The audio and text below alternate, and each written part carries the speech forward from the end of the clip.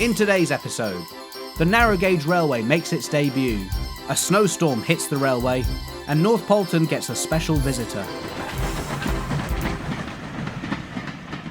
Hello everyone, welcome back to my channel, That Model Railway Guy, and welcome to episode 4 of this festive series where I'm building a layout to go round the base of a Christmas tree. As always, this episode and this series has very kindly been sponsored by D-Rails. More on them later on, but right now we're going to jump straight in with making more progress on the layout.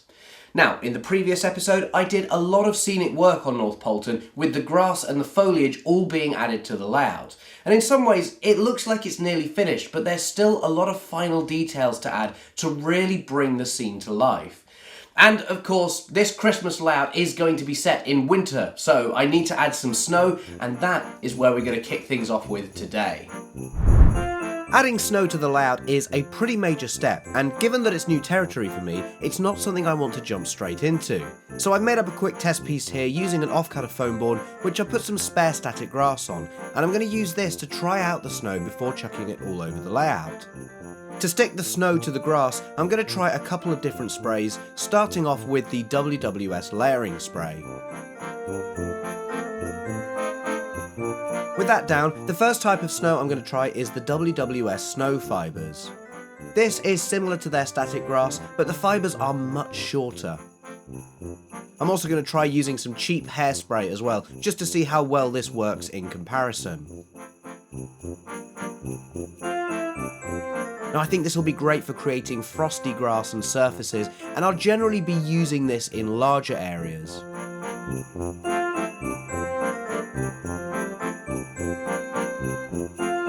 I'm also going to try out micro balloons from Deluxe Materials. Now technically this isn't a snow product, I believe it's actually meant to be combined with resin to create a filler, but essentially it's a really fine white powder, and I've heard it also works really well for snow. I think it looks really nice, and being a powder, I can create little mounds of snow or use it more sparingly to create a light dusting effect.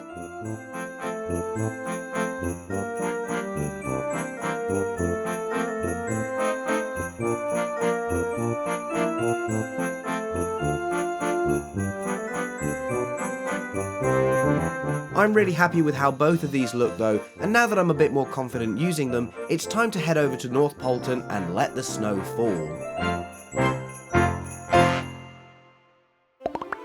After a successful test, we can now add the snow to the layout, but the first thing to do is protect the point work. Since I'm going to be spraying stuff all over the layout, I don't want to risk getting anything into the point mechanism or on the blades. So you can see I'm just covering up the most delicate part of the 2 points with some masking tape, and this should keep the spray glue off them. With that done, I can start spraying the layout, and for this I've decided I'm going to use the really cheap hairspray. The layering spray does work, but to cover the entire layout in snow I would need a lot of it. With the spray now covering the entire layout, I'll start adding the snow, first adding a general covering of the WWS snow fibres.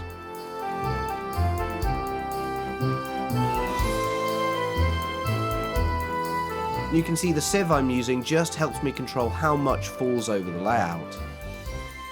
And remember, although I'm going for general coverage here, I still don't want this to be deep snow. I would prefer for it to be more of a light dusting, so you can still just about see the grass underneath, more typical of the snow we get here in Britain rather than it looking like the Alps.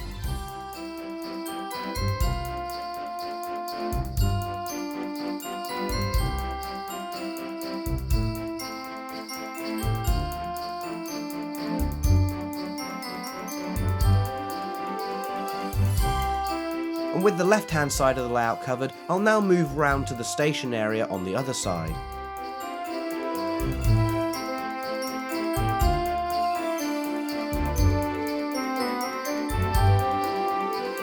I'm making sure to get the snow on the fence and bushes too, especially the brighter, more colourful foliage I used.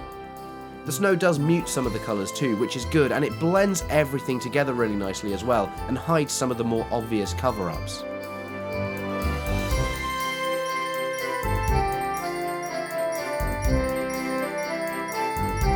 For the upper section, I'm going to go for more of a powdery snow up here, so I'm now going to switch to using the micro balloons instead.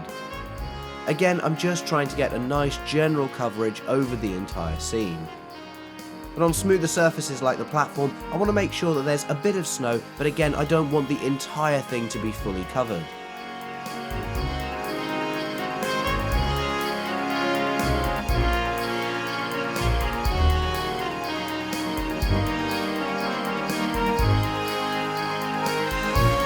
There's definitely a fine line here between it being a winter snow scene and becoming too much so that everything is just white.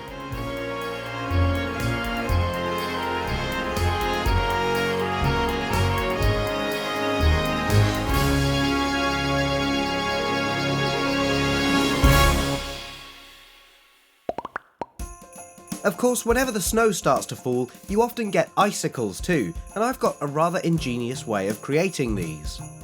For this, I'm using some clear sealant, and with a small blob at the end of the nozzle, I just touch it to the underside of the bridge. As I pull it down and away, the sealant sticks and stretches out, creating great looking icicles. And I can just continue this along the underside of the bridge and various other overhangs.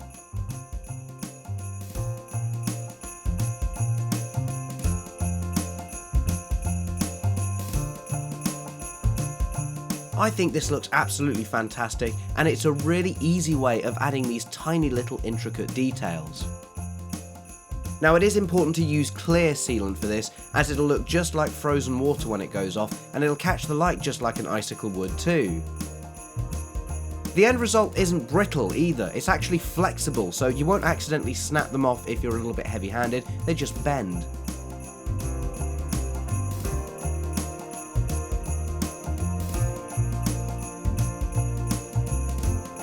And like I said, the end result is really nice. I suspect the vast majority of people won't notice them until they're pointed out, but I feel like that can often be the case with icicles in real life too.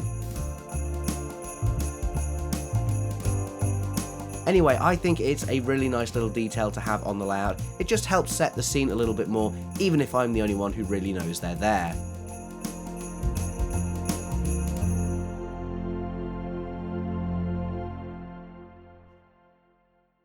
Before we get back to the layout, I do just want to take a quick moment to say a really big thank you to all of my channel members who are watching right now. It's really great to have you guys supporting the channel so that I can make series like this on a regular basis, and you really are helping to keep the channel alive, so thank you.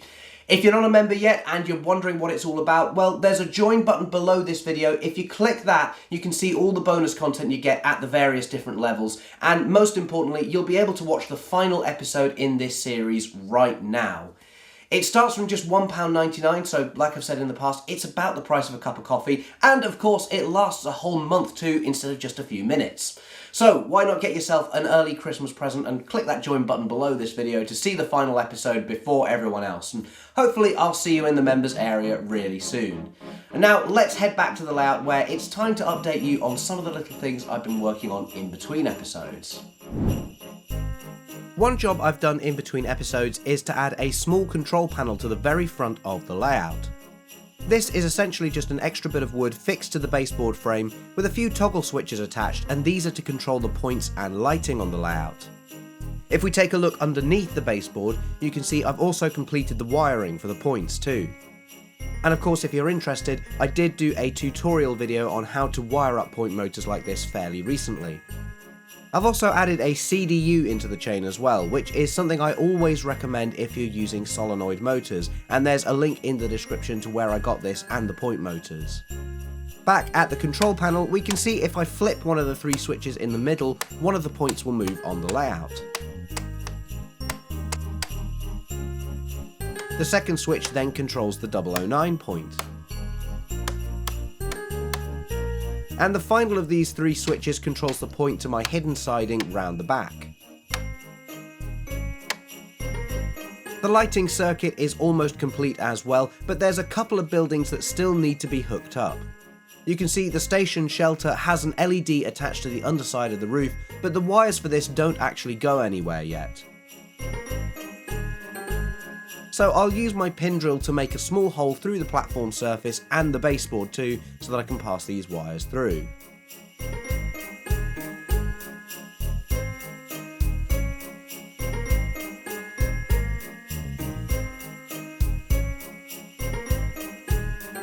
With the wires safely through, I can now fix the shelter in position on the platform just using a bit of super glue on the underside.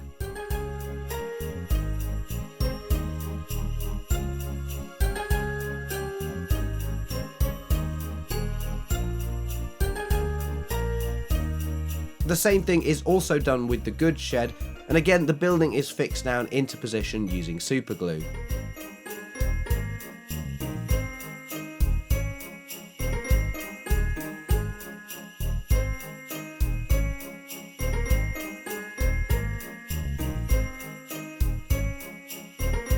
Underneath you can see how I've then just soldered the wires from the buildings onto my lighting bus, and these will all be insulated with some tape later on.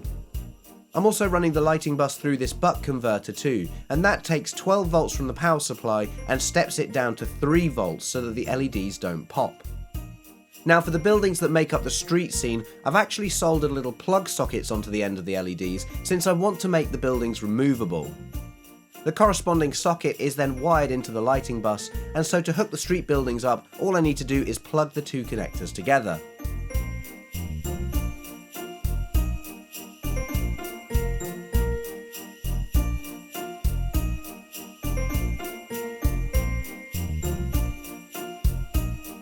You may notice that the backs of the low relief buildings are open, so I've just got some very simple interiors to block them up. Now these aren't intended to be to scale, it's just so that if anyone does look through the window, it's not plain white inside. And when I fit this into the back of the building, it'll just stop the light from escaping and shining onto the back scene. Speaking of the back scene, let's bring that in now as well. A lot of you really liked the back scene on Go for Tin that my dad painted, so I got him to do another one for North Poleton, this time of a dark starry night, and I think this looks perfect. And with that, it's time to try out the lights, so back to the control panel to switch them on. And doesn't this just look fantastic? North Poleton has suddenly come to life now that the buildings and street lamps are all lit up. I think lighting can add a lot to any model railway, but especially on a Christmas themed layout which is going to sit at the base of a tree, the lights here really help give it that festive feeling.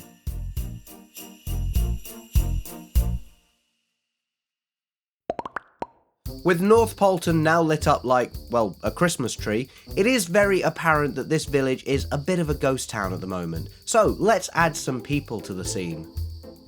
I've got a selection of 3D printed figures here which I've spent some time painting. I've certainly not done the best job, but I think they're passable, and there's a good range of figures here to populate the entire layout. The first ones to add are going to be a few brass band players, and I'm going to put them in a little group playing carols.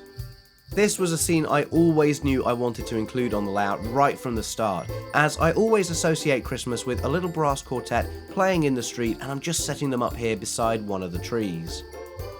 Now these are from Model U, who I think are really setting the bar for figures at the moment, and the amount of detail on the brass instruments with all the pipe work is just phenomenal.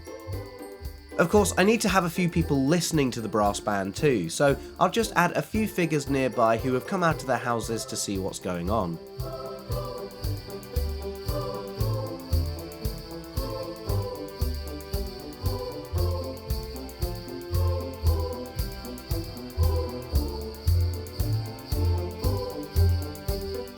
And I'll also add a few parked cars on the road too, just to add a bit more realism to the scene, and you can see I've not forgotten to add snow to the tops of these too, just by giving them a quick spray and sprinkling on the snow like I did with everything else.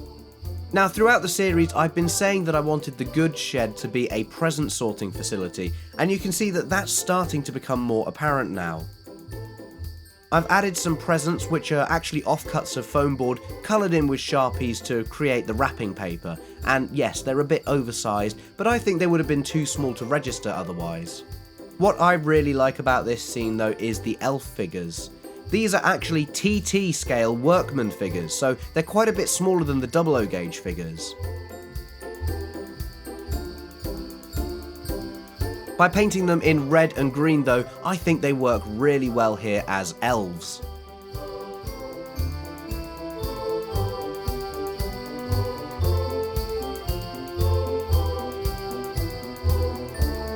You can see I've given them pointy hats as well, and this was done in the same way I made the icicles using sealant. And most of the elves are pushing presents around, but I particularly like this guy, who was intended to be a mechanic under a car, but I've repurposed him to be hanging off the canopy instead. And of course we need the big guy himself. Santa takes pride of place at the front of the layout, overseeing the whole operation. Or perhaps he's doing some train spotting while he waits for all the presents to be loaded. With all the figures now added, North Poleton is looking a lot more lively, from the nice little village scene to the craziness of Santa and the elves getting ready for the big day. With the layout now looking almost finished, you may be feeling inspired to get to work on your own model railway, and if you are, well, you're going to need a reliable retailer to get all your supplies from. Well, I'm really pleased to say that D-Rails have very kindly sponsored this episode, and as I'm sure you know by now, they are one of my favourite model shops to use.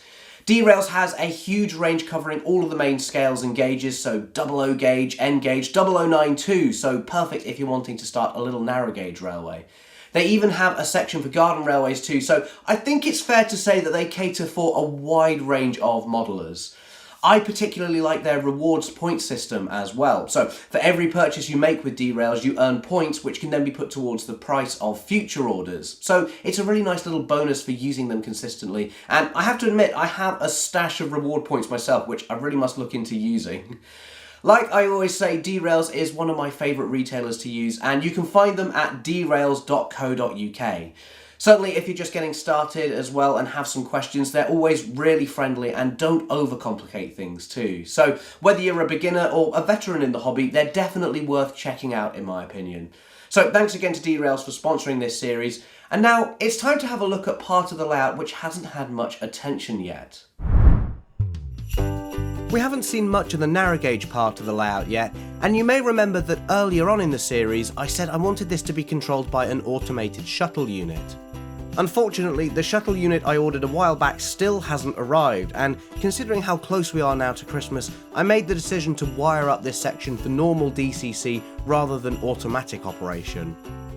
That is a bit of a shame, but as you can see here, it does mean that this section now works, and I can run 009 locos on the layout, with Prince doing a very good job of showcasing this.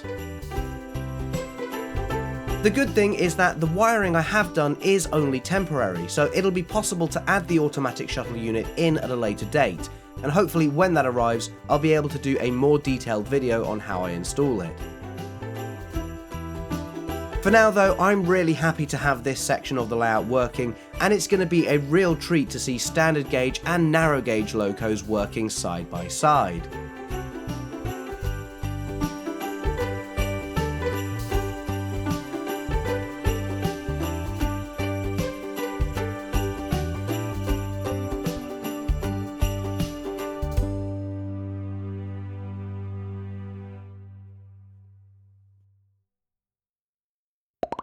Round the back of the layout, this is where the Christmas tree will sit, but admittedly it doesn't look like there's a huge amount of space. Now you can see that there are cutouts in the back scene for the track to pass through, but there's actually another slot cutout in the centre too. As I bring the Christmas tree in now, you can see that this slot allows the front section of the stand to pass through the back scene, and it actually sits underneath the whole upper section of the layout. And with the tree in place, it's time to finally see what the completed layout looks like now that it's all set up for Christmas.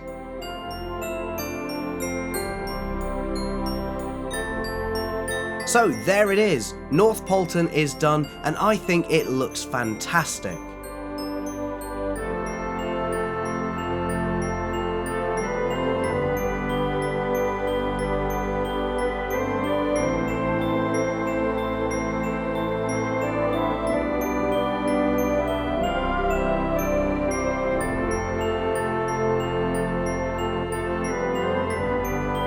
I'm so pleased with how this layout build has turned out, and having a full festive scene around the base of the tree is really quite something.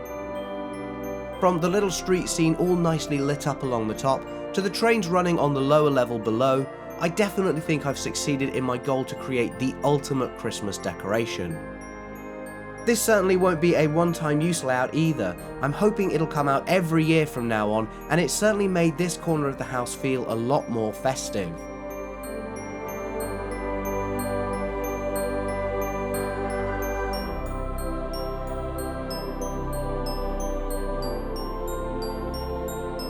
I do hope you've enjoyed watching this winter layout build, and hopefully it's got you in the mood for Christmas too.